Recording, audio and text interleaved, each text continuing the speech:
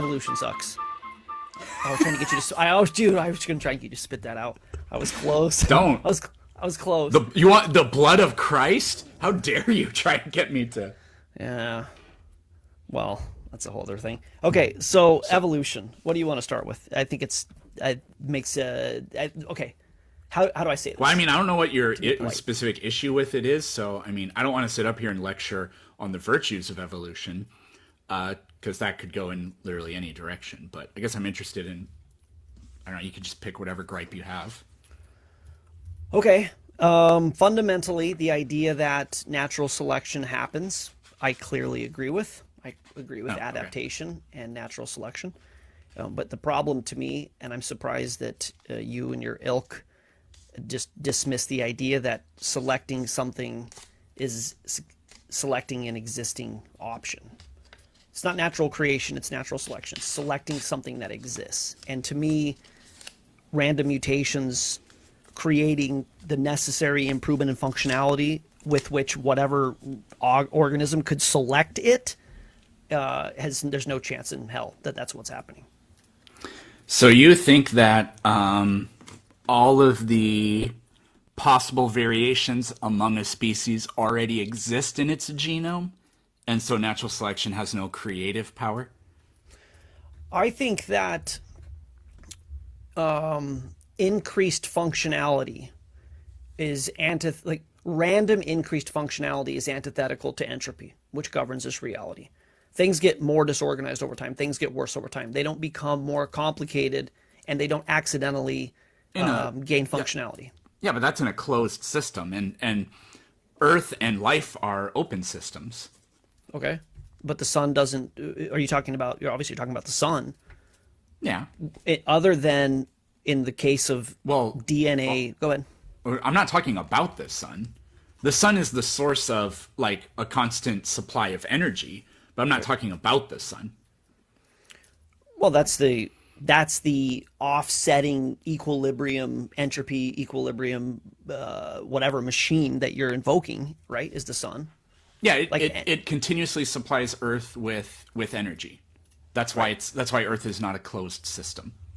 Right, but other than DNA, which brilliantly, I would say clearly because it was designed to do so, can take the energy of the sun and use that result, whether through photosynthesis or caloric intake or whatever, reverse entropy or at least combat entropy. Aside from DNA harnessing the energy of the sun and telling how to reassimilate that information, what does the sun do when it provides energy to the Earth that isn't increasing entropy? That was complicated, I know. I can try and say it better if you want. Well, because a closed system is a system where no matter or energy is added to it. And the sun constantly bombards Earth with photons. That is the source of all, and it's extremely low entropy energy. So that is the constant stream of energy. Earth doesn't get a constant stream of matter, but because of the sun's energy, matter cycles. We have a water cycle, and we have a carbon cycle, and we have a nitrogen cycle, and all that stuff. Crucially, Earth, although even if there was no sun, Earth would be a closed system. But Earth still has a lot of trapped internal heat, so there are interesting things that happen in our planet, like the shifting of tectonic plates and things like that, which is actually crucial for the reason I brought that up is because it's actually important if you want to have like nutrient cycles for reasons that are complicated and probably whatever. So that's what the sun does. It's a constant stream of energy. It's sort of like your car is a closed system, but a sailboat isn't, because the sailboat is powered by a constant stream of energy. Mm-hmm. Okay, so I would agree that the sun has an effect on the plate tectonic motion, or however exactly. No, the sun doesn't do that. That's just Earth's interior does that. Were you saying? I thought you said the sun was affecting plate tectonics somehow. Did I No, misunderstand I said even if there was no sun, there would still be things that happen on Earth like plate tectonics, because the Earth has its own energy trapped within it. Okay, fine. I thought I was going to try and be nice and concede that, sure, the sun could be affecting those things, but I think that all of the plate tectonic movement that we see was a result of the flood. So I was going to kind of politely agree, but you weren't saying that, so that's fine. Okay, so the sun. Well, let's just think about this for a second. If you have a car, you have a chair, you have your clothing, you leave your clothing, you leave your car, you leave your chair out in the sun over 20 years. What's the state of whatever thing you leave out there? Does the sun increase or decrease its entropy? Does it cause it to be more organized or less organized? Does it cause deterioration, or does it make it into a better version of itself? An inert object will fall to the mercy of entropy, I suppose. But living things aren't inert objects. But I mean, you could Right, I said argue that DNA. DNA in its construct is able to take the energy, whatever the source is, photosynthesis, again, caloric intake, whatever, this resulting energy, and it's able to redistribute it to basically rebuild. But I would say, because I believe obviously DNA is designed, you have a conscious observer harnessing energy through basically an instruction set. It's not, again, you can say it's random and obviously believe abiogenesis happened or whatever, but except for DNA, the sun's energy is always destructive, always, unless DNA can repurpose it. Yeah, I wouldn't say that. So like you picked like plastic, it breaks down, right? Mm-hmm. But if there was no life on Earth, there would still be very interesting things that happen on our planet. Like hurricanes would form, like the weather would exist, and there are photochemical reactions that happen in our atmosphere where things are literally created, and then I guess they probably decay at some sort of rate. But no, I mean the sun has the ability to perpetuate systems, natural systems that aren't life either, and those systems would like literally be impossible without the sun. Yeah, I mean, I don't know if me looking for an example of the sun, causing a more organized system, I don't know if a hurricane is the best example of that. No, a hurricane is very much an organized thing, right? It's not, because what entropy, if something just increases in entropy, there are a lot of different ways to talk about this, but in general, things tend to cool down. They tend to become less organized. So a hurricane is very much an organized thing, right? That's not a very eloquent way of putting it, but it's where it devolved into. Okay, so yeah, it's fine. It's got the the spiral sequence, which looks like kind of the Fibonacci. We've got the golden ratio, so that looks kind of organized, fine, but it's still going to be destructive in its path. And this is my problem with it. Like, yeah, we're not really talking about evolution right now, so let's try to get back. Okay, so let's go back to evolution. The issue I have with evolution is we have a house in northern Maine, and the climate up here is very extreme. Super cold in the winter, super dry, super wet and humid in the summer. The house is constantly being destroyed by basically Maine. Maine's trying to kill everything up here. If I don't as the user go out and repaint and rebuild and whatever, in no time, in 100 years, in 60 years, your house is going to be a pile of wood, and then it's going to be just reassimilated back into the earth. This is how this reality works. Over time, the more time you have, the more destruction there is, the more disorganized things become, unless something with agency is basically reversing entropy. So a big issue I have with Darwinian evolution is the idea that random processes in a universe governed by decay and destruction created life, consciousness, symbiotic systems, reproductive systems, neurologic systems, whatever. The brain is the most complicated computer, potentially in the universe.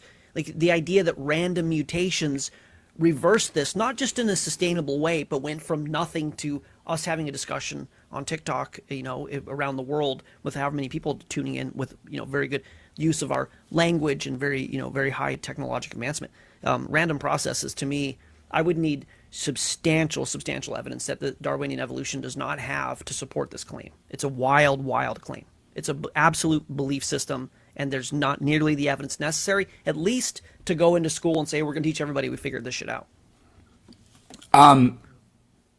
You need evidence that what? That random processes can combat entropy?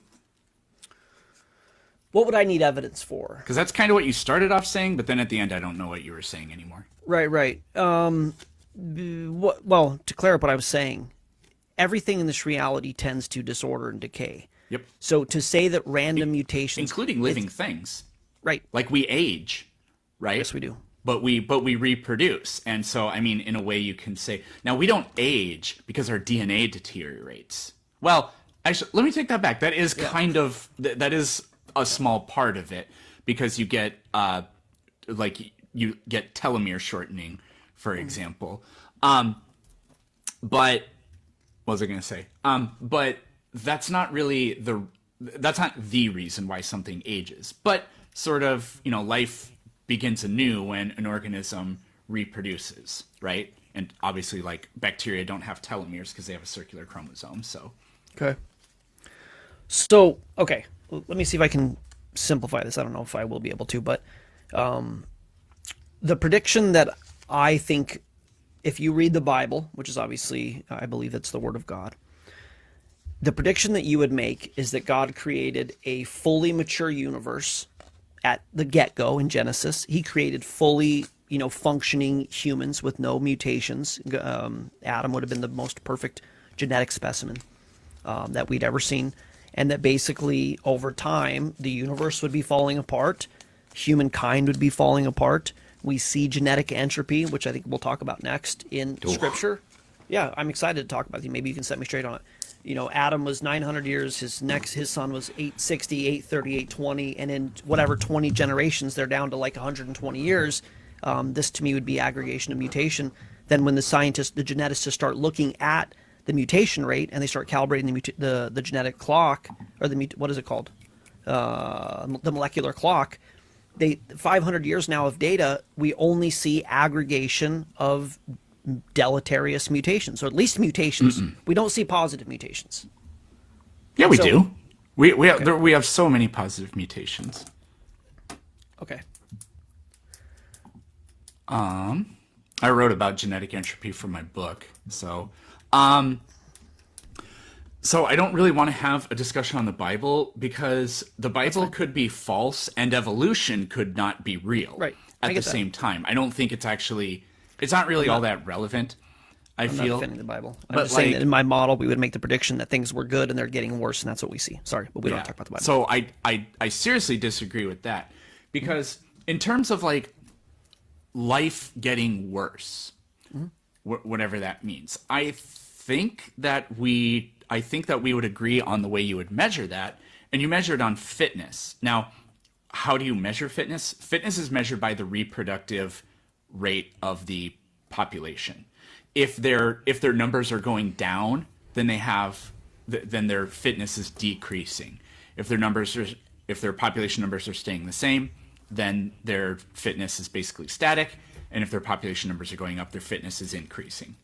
Do you agree with that? I mean, I understand that the metric is reproductive fitness. I understand that that's kind of baked into the qualifier of your theory, that nothing else matters other than we're able to reproduce somehow. Let me ask you this: does evolution care about this? How is this its metric? How has that become its intention, if you will? I don't know what you mean by that. So 100 years ago, we might have said that the point is to become smarter. We want to know more about the universe. That would be us evolving. That would be us becoming more fit. Different people would say maybe athletic, tendencies. We're more fit athletically. We have a longer life expectancy. There'd be a lot of different ways you could use as metrics to qualify if we're going in a positive or negative direction. So the idea that it's about reproductive fitness only, how new is that, I guess? I mean, I know Denton talks about it. I know that's a big part of this evolution. And I guess, do you think evolution is working towards reproductive fitness? Like, this is kind of its intention? Yes. Because that's the only thing that natural selection really can do is that. Now it's possible that the population it's possible that the environment, the conditions just suck so much that the organism goes extinct. I mean, that happens all the time. But natural selection really cannot, the natural selection process, really, I guess, with regard to the organism, an organism can't decrease in fitness, really, not overall, because you'll have variation in your population, and not all those variations are equal, but the variations that produce better, like statistical odds for reproduction or whatever, those continue to accumulate. And so the species, well, I mean, that's kind of the crux of how natural selection happens and evolution happens. But so do you want to talk about mutations? Sure. So let's see. Again, I could approach this in many different ways. So this genetic entropy thing, it starts with Stanford or Sanford. Sanford is his last name. Yep, so John Sanford. He seems to kind of ignore the fact that natural selection happens, because like you'd have to either, the only way for Sanford's idea to work is if you believe that all mutations are always bad. Now, we have experimental evidence that demonstrates that that just simply isn't the case. But, or the other implication would be, well, maybe like 1% of mutations are beneficial, and then like, who knows, 50% are neither beneficial nor harmful, and then about whatever we have left, 49% are harmful. Even if most mutations were harmful, that still wouldn't really matter because we have natural selection. So even if most are harmful, those with better mutations, we'll just say this all very simply. Those with better mutations have statistically better odds of reproducing, and so the next generation will be composed of more individuals that have the genetic composition of that 1%. So that 1% grows to a bigger number, and then it grows to a bigger number in the next population. And basically, harmful mutations or whatever, gene frequencies, whatever, are weeded out of the population. They never disappear, but they never accumulate to this level where something like genetic entropy or whatever would happen. So I'm fairly well versed in the pro and against Sanford argument. I think that what you're saying is kind of, I don't want to say standard. I don't want to like pigeonhole you into that, but it's like, yeah, we know that only a small percentage are positive, like 1%, and we know that the vast majority or the majority are neutral or negative, but we also know that for some reason, and I forget the name of the Japanese guy who did the study. It's slipping my mind right now. Anyways, he's got a paper on it. He basically shows that even though we are aggregating neutral and deleterious mutations at a much more rapid state than any kind of positive mutations, that somehow there's an equilibrium that's being reached inside of the DNA. I think that's kind of the conclusion is, yeah, we see all of these negative and neutral negative mutations, but the net isn't changing for some reason. Is that kind of part of your argument? Like they are happening, but somehow in the end, it's not wiping us all out? I mean, they happen, but they don't accumulate, right? Is the main thing, because they never have good statistical odds of accumulating. I mean, like albino organisms exist. It's not like extinct. It's not wiped out of really any genome or whatever. But you never see them because they never accumulate in the population, basically. But the thing about like if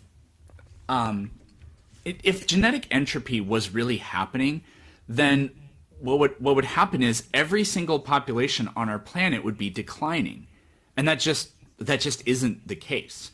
Now, there's some scientists that think we're in the middle of the sixth mass extinction or whatever. And for amphibians, things are really bad, probably mostly due to like chemicals that we produce that are getting into the environment.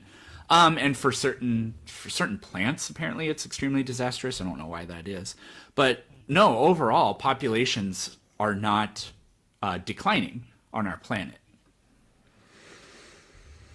Okay. To the extent that any of them are, quite a lot of it can be described by like obviously like human intervention, I guess, Right. because we're destroying lots of environments and adding a lot of carbon to the oceans. Well, and microplastics and destroying the Yeah. gut bacteria and using all kind of, chemicals in big ag and spraying DDT down the streets, 50 years ago or whatever, 60, 100 years ago. So yeah, a lot of negative human interaction, unfortunately, environmentally. Okay, I think it's a really good direction to go on this because unfortunately I know the genetic mutation thing ends up being a stalemate.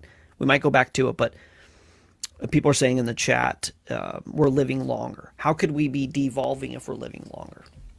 Well, I certainly believe. Humans don't live longer. It's just that the only reason average lifespan is better is because fewer kids die.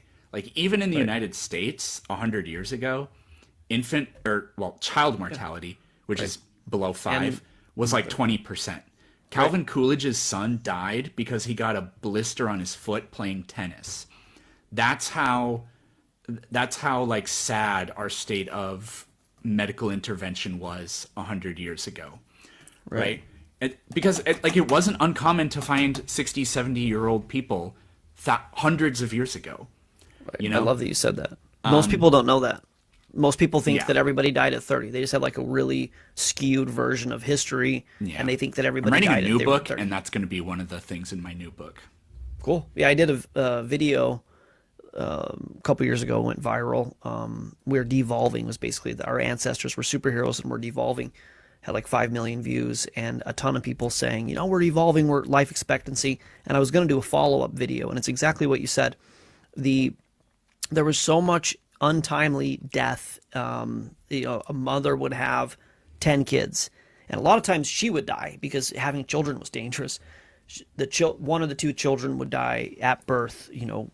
As an infant, up to 2 years old, they would get a fever and die, whatever. Then you'd have a farm accident. Somebody would die in a war, and somebody would die of a tooth infection. These kind of things that you're talking about. So these things happened, but those who didn't die of these things were very strong people largely, and were really fit into their 70s and 80s. And I was fortunate enough, I'm 46, I was fortunate enough to work in the golf industry, and I knew a lot of the World War II generation. I knew a lot of tough 80-year-old guys and girls. And anyways, so yeah, it's people have that wrong, that basically, if not for our medical system, everybody would die at 30. Yes, there was terrible death, and we've our advancements in basically critical care, fighting infection, blood transfusions, traumatic healthcare has absolutely extended our life. You don't die of a toothache as much anymore. So that's happened. But so the question was, why are we living, or why are we not dying out? Why is our population increasing? Right? If we're genetically entropically degrading, why do we have more people than less people? Wasn't that your question? Well, it's not just us. It's literally all species. Except for the ones that are going extinct. Well, yeah, but if genetic entropy is true, it would be true for everything. But that's not. We don't see populations declining in everything, and we have technology, and they don't. But still, it wouldn't be true. It would be true if the universe was 14 billion years old and the Earth was 4 billion years old and life was 4 billion years old. Do you have ghosts in your house? I heard that. What was it? I don't know. It's outside. Oh. Sounded like a leopard, like a I don't know. panther. I don't know. It was creepy. You should be freaked out. Hopefully it's not like the movie Scream. So if your chat's gonna love this, but I'm a young Earth creationist. If we've only been around for 7,500 years, you're not gonna see. Yes, if we're here for 400 million years, we should have evolved out of commission. But if we're only 7,500 years old, I think that even in Sanford's estimation, he thinks that we could get another 10,000 years before we're so riddled with mutations that we can't even reproduce. So to me, it's just a time thing. Yeah, but I feel like that's an internal contradiction because if genetic entropy is happening, then fitness should be decreasing. Thousands of years is I mean, for some organisms, that's hundreds of thousands of generations. Right. You know, for others, it's tens of thousands of generations. That I don't understand how it could possibly and like according to if you believe the flood, there were only a few thousand species on the ark. How the hell did if every generation genetic entropy is happening, how could only a few thousand species have diversified into millions of species? And it seems like to me, it sounds like the idea that, well, eventually genetic entropy will hit a threshold in the future, and then things will collapse. That just sounds like there should be a term for this, like deferring to the prophecy. I don't know. I just invented a brand new logical fallacy. Deferring to the prophecy, where it'll happen eventually, but it hasn't happened yet. Well, I think a good example of genetic entropy or, potentially us going in the wrong direction is the survivability of wolves compared to every other dog. Now, granted, that was hugely human interaction, right? We started really breeding for functionality and cosmetics, etc. But I've never thought this through, so it could be entirely an ignorant argument. But I would say that a good portion of the dogs that we see today would have a much smaller survivability rate in the wild than would wolves. So, well, yeah, but they're not naturally selected. Dogs are not. We don't have dogs because of natural selection. Right, they've been purposely bred, or they've been bred for a purpose. Right, and so it removes a lot of these survival instincts that nature would place on them. I agree. I prefaced it by saying I know that humans have been involved and have kind of they've certainly guided dogs more than any other species, but you still see a scenario in a very short amount of time where a pug, a chihuahua, a boxer, a poodle, this is a mutation aggregation situation. Like that, to me, that's an evidence of genetic entropy. Now, it's a small scale version. I understand it's one species and it's human influenced, but this is what actually aggregating mutations looks like, is at some point a non-functioning something that can't live in the wild. So I would agree that inbreeding would produce something that looks like genetic entropy. So while I don't think that genetic entropy is real, something like genetic entropy happens. Like, for example, there were woolly mammoths on Wrangel Island when the pyramids were being built, which is really fascinating. They went extinct, and I think I looked into this at one point, and they think maybe climate had more to do with it.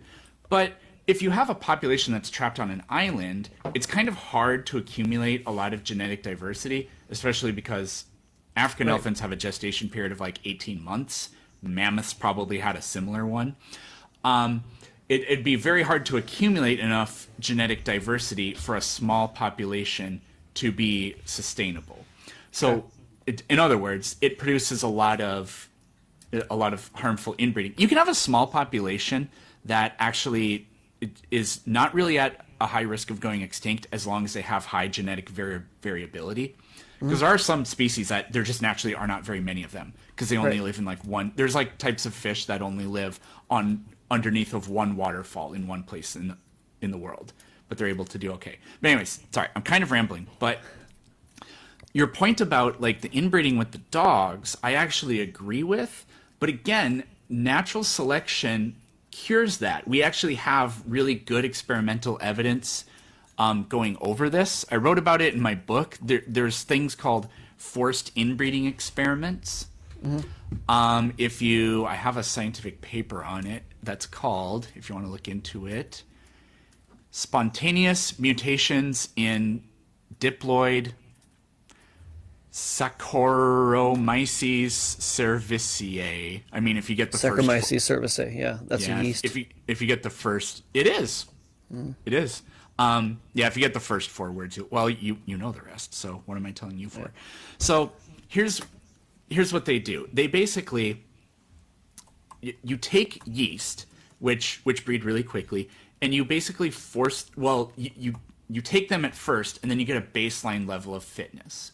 So you get a graph, right? You get a bell curve, and it'll be a really tight bell curve displaying their fitness. It's basically tracking the rate at which they reproduce. Some reproduce faster than others, but the majority of them are right there within like one standard deviation, right? Okay. Then what you do is you force the yeast to inbreed. Now, I'm not sure how they do that. If that's very ethical. Well, they're just yeast. I mean, I don't think they don't have a nervous Yeast, system, dude, so I don't yeast think they lives can matter. suffer. All right. But anyways, It's 2023, Eric. I'm just saying. you know what? You're very correct. Just Anyways, yeast, man. you do these forced inbreed experiments, and forced inbreeding removes natural selection. It's like what we do with dog breeding.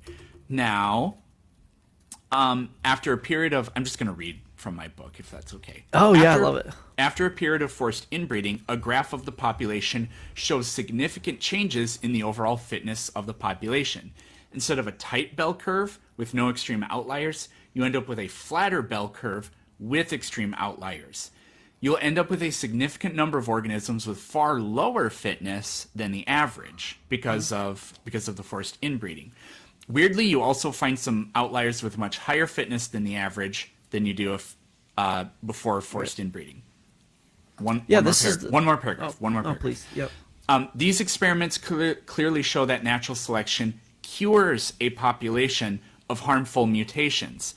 There's always some amount of genetic variation among a population. Some of that variation is good, some is bad, some is neutral. When organisms reproduce under normal conditions, natural conditions, those with average or good fitness reproduce more often than those with poor fitness.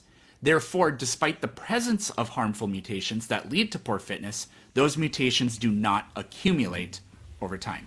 There we go. Right. This is what I'm going to say Nakamura, but I could be wrong. I know it's a Japanese name, so hopefully that's the right name. But there's a very long experiment on this that I had referenced earlier. I think it's Nakamura, but whoever it is, maybe somebody in the chat knows. But they're seeing the same thing, what you just said with this yeast population, which is mutations are aggregating and mostly deleterious, neutral to deleterious, but fitness is staying, there's an equilibrizing, of fitness. It's not just diving straight off. So even with this that we're talking about, we see the potentiality for, I think, stagnation. I don't think we see justification for increase of functionality. And like of course, I believe God created this and he understands entropy. And I think it's a brilliantly designed adaptive information code that information is, that DNA is, I'm sorry.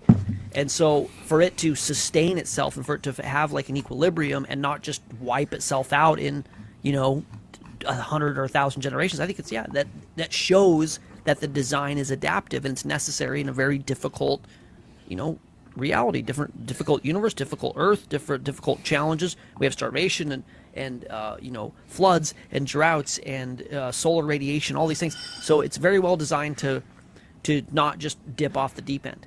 But what I don't see with your argument is it working in an inverse way where we end up going from tadpole or whatever that you believe the original thing is to human. I just don't even to defend it and go, okay, yeah, we see negative mutations mostly, but there are a lot of neutral ones, and it turns out it still ends up being able to reproduce.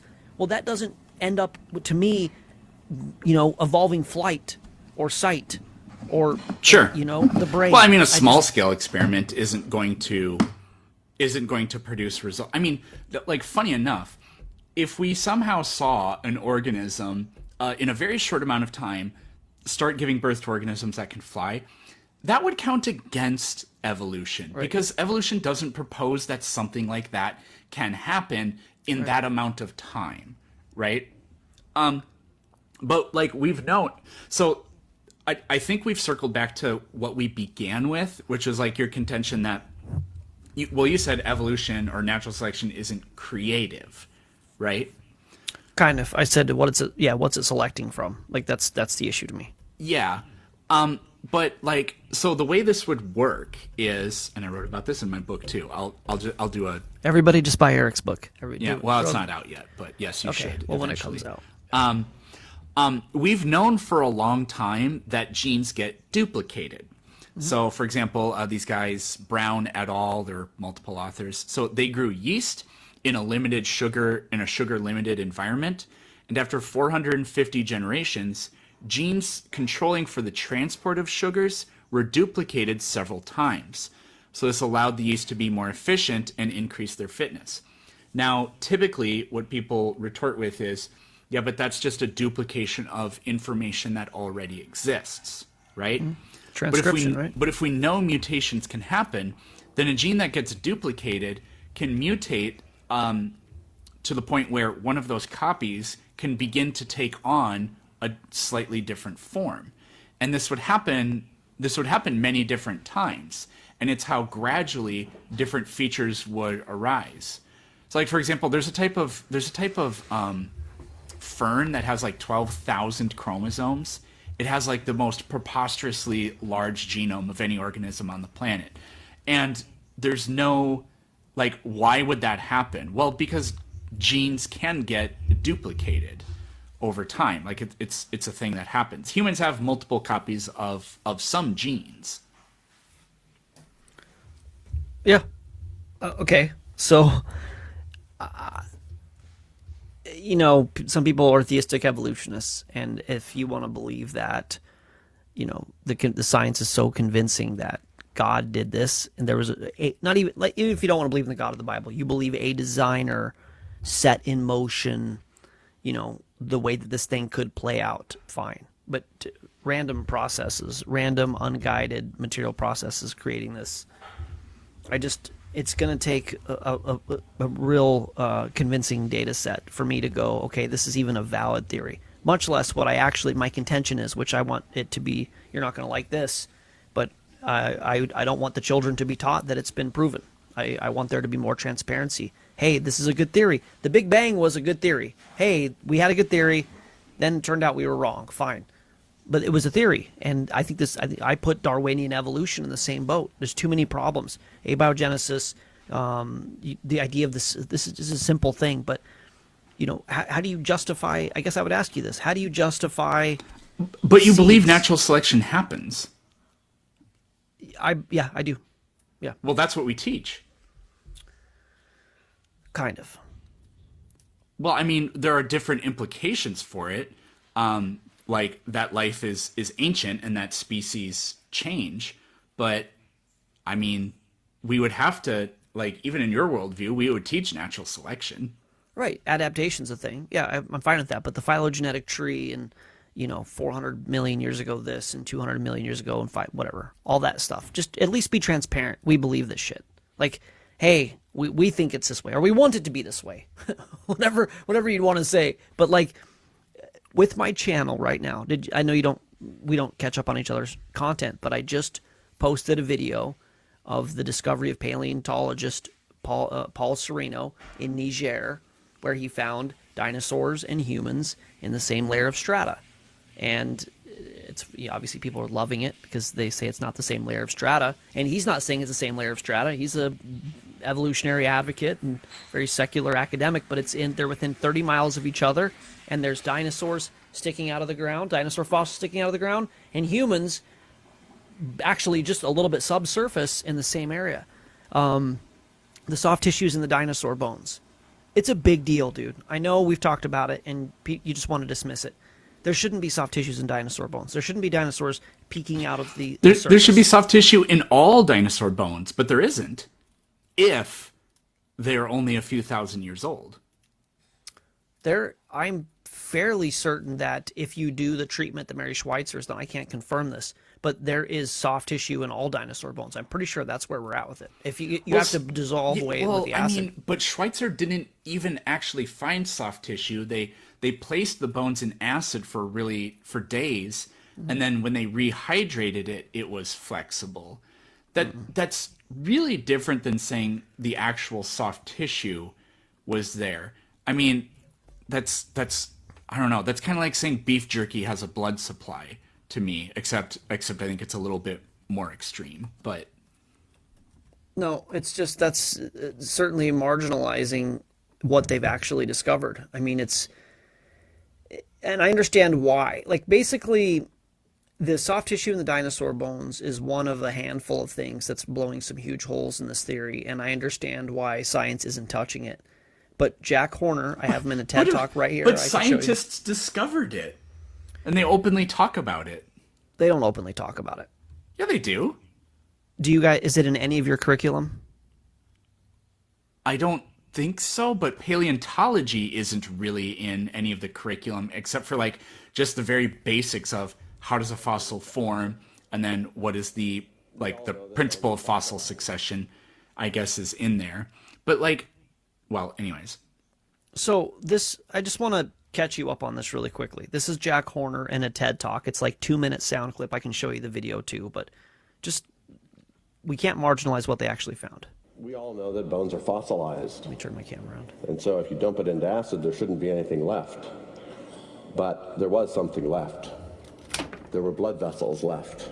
There were flexible, clear blood vessels. And so here was the first soft tissues from a dinosaur. It was extraordinary.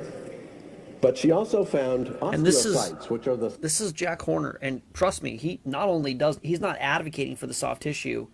He has done his own part to cover the whole thing up. I showed in my video. He was a co-author of the paper. Yeah, but he's not. He's controlling the narrative on what it is. It's cross-linking. We expected to see it. We're not going to discuss this anymore. And that was kind of the end of the story with Jack Horner and Mary Schweitzer. I mean, I can get really conspiracy, and people aren't going to appreciate it, especially people on your side of the aisle. Me, Dale Gribble. But yeah, no, okay. The video that I have on my channel of a radio host named Jack Enyart. Jack Enyart he was on a recorded line with Jack Horner, and Jack Horner didn't know that it was being recorded. And he said, Jack, I want to, Bob Enyart is his name, I'm sorry. He said, Jack, I want to carbon date the soft tissues that you found. And he goes, nope, we're not doing it. You can't carbon date fossils. And he goes, yeah, I know that, but there's not supposed to be soft tissues in fossils. Can we carbon date it? We're going to give you a $20,000 grant. And he said, who are you with? Who are you working for? And he goes, it's just me. I've got my church here in Denver. We're not attached to anything. And he goes, well, let me shoot you straight.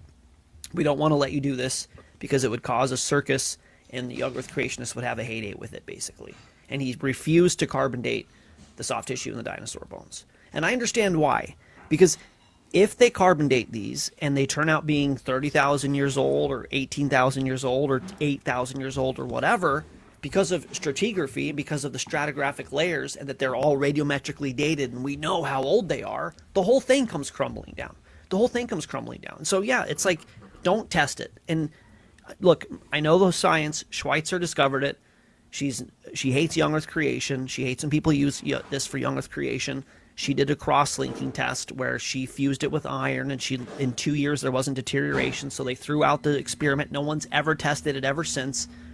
It's questionable, man. It's questionable. And Horner's got a lot in on this. He's got the whole dinosaurs turned into chickens, and he's got the NSF giving him tens of millions of dollars trying to make a dinosaur chicken. He's at the end of his career, whatever. I don't know. I just don't trust him, man. I don't trust that this information is not being controlled, and I think it's a big deal. And I think the fact that it's not being taught in school and there isn't a discussion about it, I would say it this way, and I could show you the video. When Mary Schweitzer made this discovery, I almost want to show you the video. She wasn't excited. She had just made potentially the greatest discovery in paleontologic history, and she didn't go, Eureka, I figured it out. She was afraid to tell anybody, Eric. She was afraid to tell anyone because she was going to be ridiculed. And that's the scientific actual climate that we're in.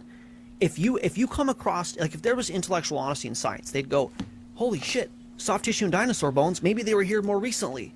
No, the lady who made the discovery was afraid to say anything. Because well, yeah, but it did get published.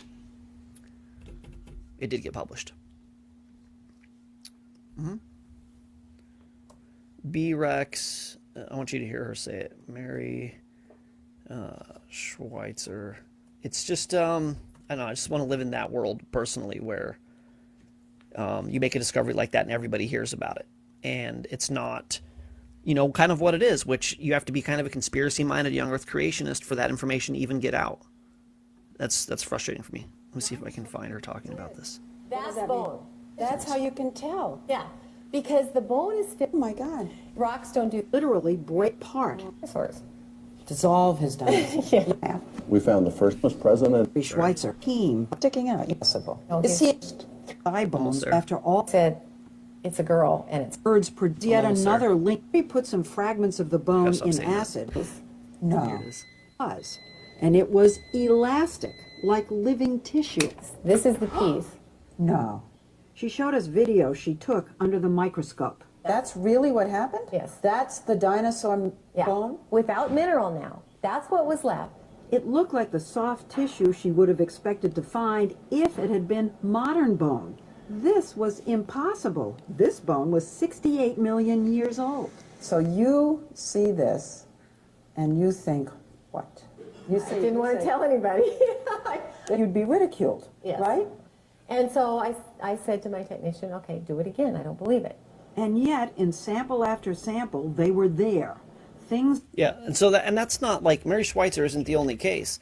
I could just do I could pull up right now Rebecca Kahn and Mark Stoneking, who discovered mitochondrial Eve, which destroyed convergent evolution, the multi-regional hypothesis.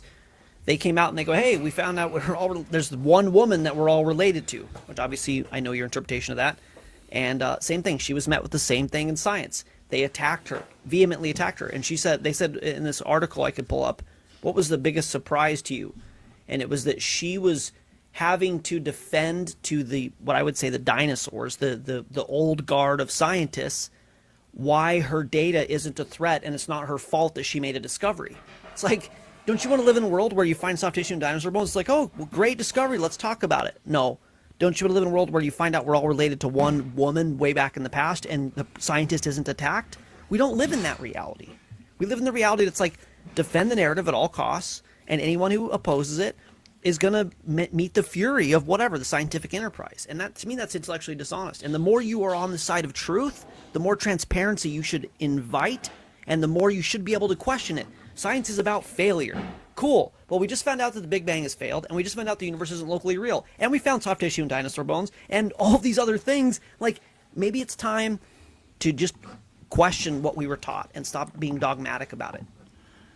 I mean, so okay, well, You knew what you were getting to. You the can't soft deny what tissue you're saying. thing, if that was evidence that they were actually really young, then I feel like we should find soft tissue in almost all fossils, but we just clearly don't, right? I mean, you don't take a statistical outlier and say that it explains the full range of data. Right. Another thing, though, is no DNA has ever been pulled from any dinosaur fossil. I know. We have pulled DNA from fossils like the conventional, like the secular science is telling us that these fossils are this many millions of years old. But then the secular science also shows soft tissue being in there. So the secular science proves that the secular science has been debunked. Well, hold on, because secular science has also told us that some fossils that are, merely tens of thousands of years old, we can get DNA out of those. But never, ever, ever out of any dinosaur fossils, right? Right. I don't think that, like, this soft tissue it's like elastic tissue and cartilage and stuff like that. But they're not finding, like, DNA or blood or anything like that. I feel like we should be finding that, and we're not in any. So the DNA thing, I mean, it's really interesting the way science addresses what you just mentioned. They say it can't last more than 1,000 years or 5,000 years. It depends on who you talk to. But there's a scientist in Greenland who, if you don't know this, both Greenland and Antarctica at one point were tropical, I'm sure you know this, were tropical environments. And this scientist in Greenland is harvesting DNA out of the soil that he says is millions of years old. So it just depends on who you talk to about what DNA we can and we can't get. I don't know particularly, but I did just look up soft tissues and other fossils, and they found Zhang and his team in Quinjiang, along the banks of the Dashui River, have found a bunch of soft tissues in, what did they find here? What are they in? Remarkable in how dramatically it opens up another unique window. Some sort of sea creatures that are supposed to be 60 million years old, and they have soft tissues in them. So it's whatever this Quinjiang biota is 10 million years older than the Burgess Shale, and they found a bunch of stuff, metazoans, multicellular animals. They're finding soft tissues. There's a bunch of those kind of yeah. I think they're finding. I don't think they knew really what to look for with it, and I think that they're finding them in a lot of older things. So the paradigm's just being rewritten. Nobody's considering that maybe they were here more recently. They're just saying that the material survived longer than they thought. But then you've got soft tissue isn't a dating technique. I mean, if you want to say that this is evidence of that, then okay. But you need to actually find a dating method, and none of our dating methods support the idea that any of these fossils are young at all. My understanding is that they will not carbon date the soft tissues found in the dinosaur fossils. They will not do it. It doesn't have a half-life that can get you to how old they are. Like, you don't have to carbon date it. We can date it with some other method, and those methods reliably tell us that they're many millions of years old. It's radiometric dating based on the strata. It's a combination of radiometric dating and stratigraphy, and there's a lot of questions, I think, in the validity of those things. But that's obviously a side note. But you can't date the bone because you don't have radioactive material. This isn't, uranium or something, zircon. Yeah, you have to date like nearby things. If you find it's underneath some volcanic material, you can date that, and if it's above other volcanic material, you can date that. Then that tells us, well, it formed after this but before that, and that's where we narrow our timelines. Right. Well, that's the idea. It's the stratigraphic, it's a geologic column. This area is this old, this area is this old, this area is this old. We know that this uranium decay rate is steady. We know what the original parent-to-daughter ratio is. We have our numbers, so we have these. Fine. Then why is a dinosaur that's supposed to be 170 million years old sticking out of the surface? Well, because of erosion. That's what the answer. Well, because it came out of the ground and then it eroded. Okay? Then if that area eroded out, and in some parts of the world, fossils can stick out of the ground because the strata uplifts and then blows away, but in other places, the strata doesn't do that, and if the theory is that over time we get more layers of strata, so the deeper something is, the older it is, but then at the same time, you can have something that's 200 million years old at the surface, it's basically just whatever fucking date they want. It's just whatever. Like it can be at the surface, or it can be 100 feet, or it can be 200 feet. It doesn't matter. It's not dated based off of how close to the surface it is, though. It's dated based off of like radiometric techniques. It's dated off of assumptions. It's dating games. The only way we can do science is to make an assumption. A hypothesis is an assumption, and then it's tested scientifically. And most hypotheses are proven false. The ones that produce reliable, accurate results are the ones that are said to be scientifically sound. Right. And I agree with that. And I think look, I'll be really critical. We're in the dark ages of science. I'm convinced of it. That, we make fun of people like 500 years ago, we thought the world was flat. And we thought that, if people and I'm not a flat earther, so I legitimately think it's fun. They should think that. To think they think that today is a whole other conversation. I digress. But it's the sicknesses in the blood. If we bleed them, they'll be fine. And we had all these ideas, and we look back and we go, why would they believe that? They're going to look back at this time in 2550 and be like, what the hell were they doing? They believed this and this and that, and it's going to be like, oh yeah, it turns out we were in a scientific technocracy that you couldn't question. And if you questioned them, they just silenced you and they shut you up, and you couldn't get money. So you could all, if you wanted to be in science, you would just do what they wanted you to do, and you could have a nice, comfortable job. And it's like, wow, that's weird. It was like a tyranny. It's like, yeah. So hopefully we're not in this tyranny and we crawl out of it. But